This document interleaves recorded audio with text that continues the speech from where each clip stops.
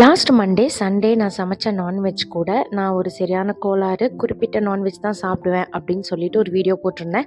அதில நெறையா பேர் என்ன மாதிரியே இருக்கீங்க அப்படின்னு சொல்லி கமெண்ட்ஸ் பண்ணியிருந்தீங்க.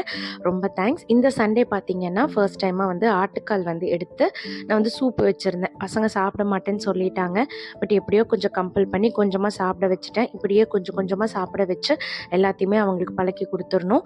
ஸோ ஆட்டுக்கால் எடுத்து சண்டே சூப் வச்சதுனால சிம்பிளா ரசம் வச்சு, குடல் வறுவல் வந்து வச்சு சாப்பிட்டாச்சு.